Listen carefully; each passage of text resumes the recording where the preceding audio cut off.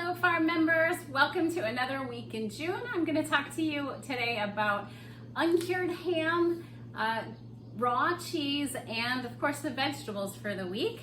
And this is romaine lettuce. The butterhead lettuce is great for the early part of the season, but romaine is the lettuce that we can keep growing in during the summer because it's more heat tolerant.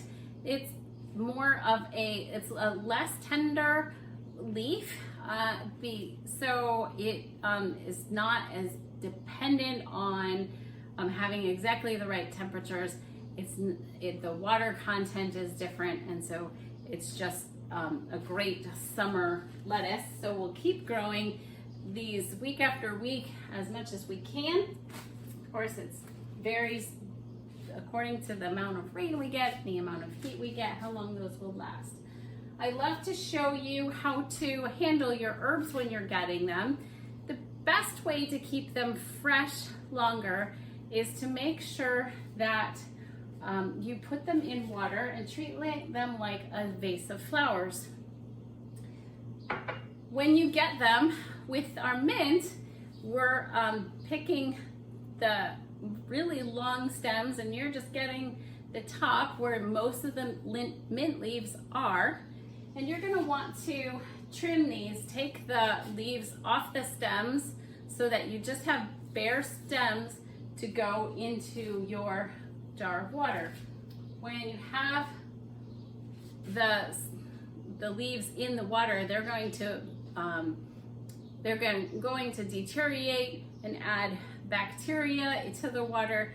So to minimize that, just have the stems in the water, get rid of those leaves, and also change the water to keep them fresh. And those are the same tactics you would want to use for a vase of flowers to make them last longer. The other thing that you also want to do with your stems is to trim them. Just take a scissors and cut off the last inch or so of the stems, because when we cut them, it starts to dry and the cells start to close up, dry up, and so to die off, they're not as able to pull up the water that's in your vase.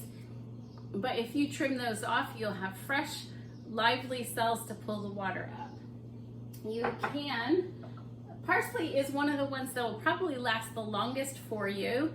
And parsley and the dill are ones that you don't have to take off the stems. The stems are tender and they are not as woody as the mint.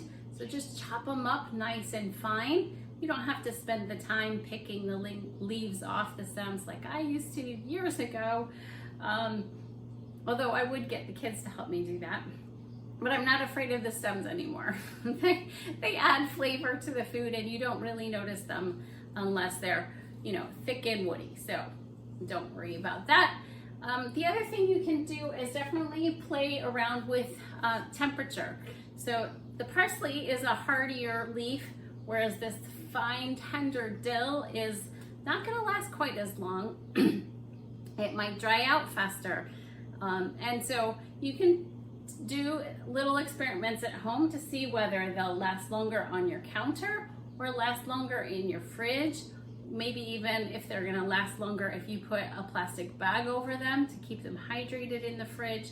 But everybody has a different refrigerator temperature. That you keep your homes at different temperatures, different air conditioning levels, different humidity levels.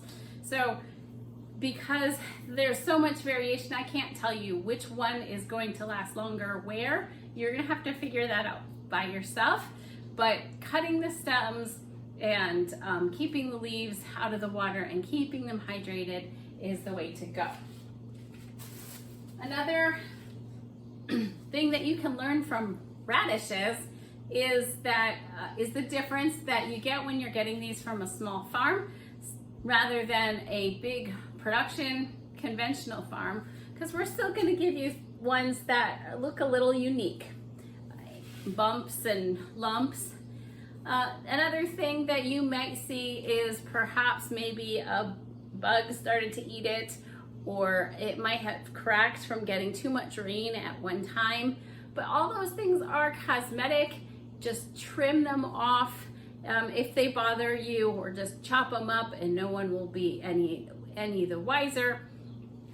But one thing you want to do with radishes and any root vegetables, including carrots, which you will get at some point with the greens still attached, is you're going to want to cut the greens off right away before you bag them up and put them in the refrigerator.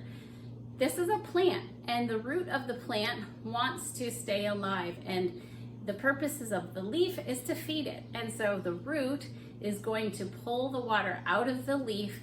The leaf is going to get limp and keep these hydrated longer.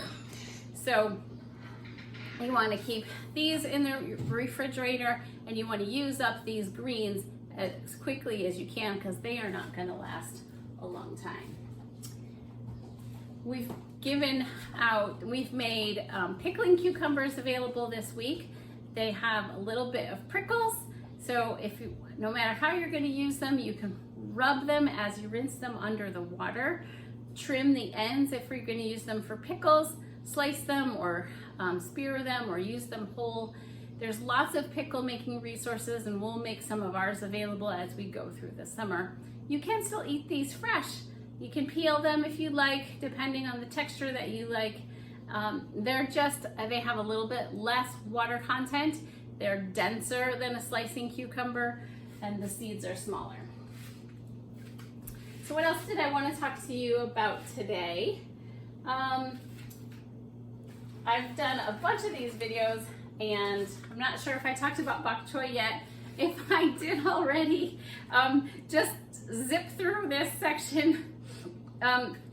This is our first week giving out bok choy, and I love the crunchy juiciness of the stem. Sometimes I use them in salads, chop them up like in celery sized bits, and then sometimes I slice up the leaves and throw those in for some green in maybe a grain bowl, a quinoa or a couscous salad, things like that. I just love to have that celery crunch, and celery locally won't be ready until the end of the summer. So this is a great alternative for that texture if you love it. And if you're going to stir fry, you will want to cook the white stems first and then throw in the greens later. Tonight we're going to have ham for supper with sprouted broccoli on the side. This is an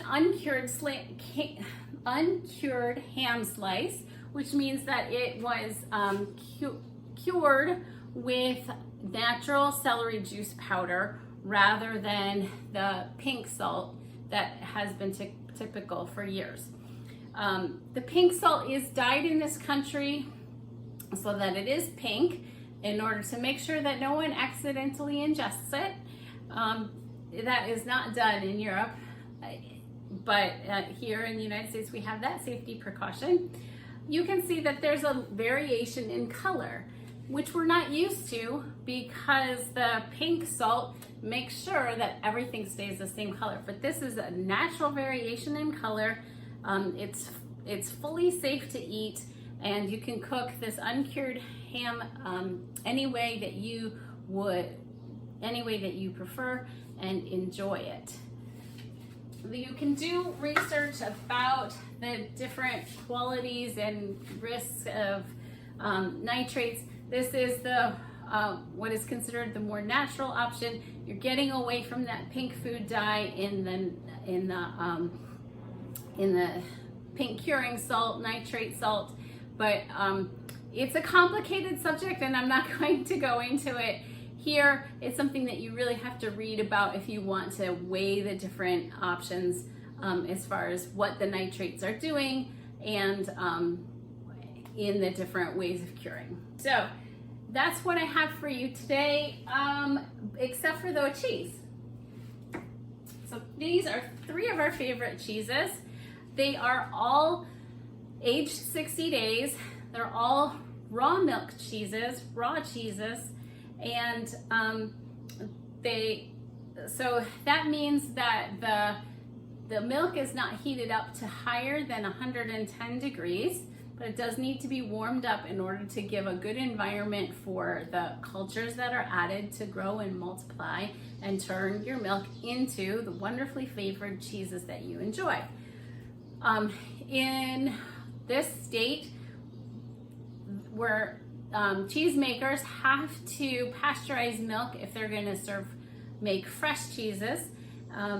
But for aged cheeses, as long as they're aged 60 days or longer, the milk can remain what's considered raw.